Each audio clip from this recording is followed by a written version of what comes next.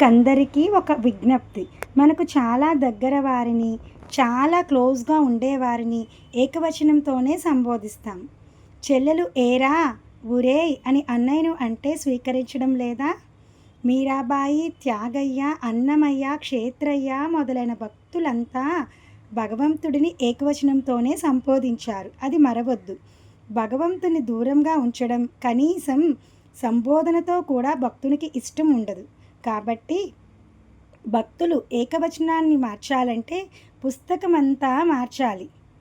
భగవంతుడు క్లోజ్ అయి ఉంటాడు. ప్రాణ స్నేహితుడు ప్రాణనాథుడు, ప్రాణం కన్నా మిన్న. కాబట్టి ఖర్చులు భగవంతుని మీరు, తమరు, వారు అంటూ బహువదనంతో ఎప్పుడూ సంబోధించారు.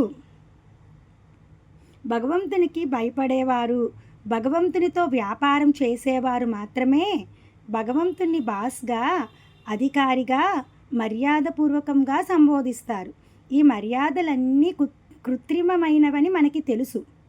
లోకంలో మర్యాదపూర్వక సంబోధన కేవలం ఆ వ్యక్తితో స్వార్థ ప్రయోజనం నిమిత్తమయ్యే ఉంటుంది. నిజంగా హృదయంలో గౌరవం ఏమీ ఉండదు. శ్రీ సాయి మనకు అందరికన్నా అత్యంత సమీపస్థుడు. ఎవరిని వదిలినా అతన్ని ఖర్చులు వదలరు. అంతటి సన్నిహితుడిని తమరు, మీరు అనడం కొత్తగా ఉంటుంది. నిజానికి మనం భయపడడం లేదు. మనం ప్రేమిస్తున్నాం.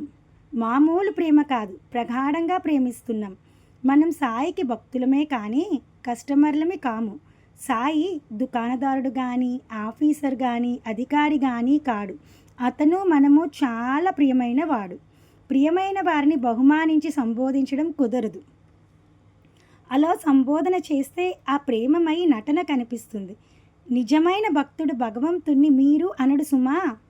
హనుమంతరావు గారి పుస్తకంలో కూడా అతడు అన్న ఏకవచనం ప్రయోగంలో ఉంది.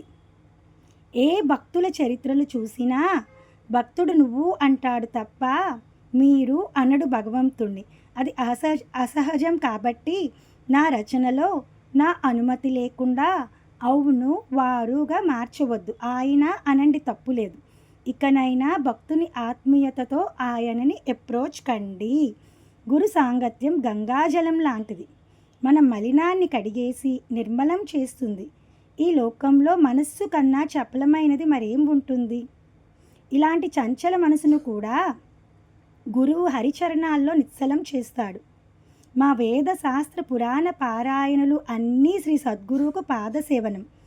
సద్గురువుకు పాదాభివందనం చేయడమే మాకు యోగం, యాగం, తపస్సు, సాధనలన్నీ. శ్రీ సద్గురు నామం మాకు పవిత్ర వేదం. సాయి సమర్థ అనేది మాకు మంత్రం. అదే మాకు యంత్రం. అదే మాకు తంత్రం. సాయిరామ్.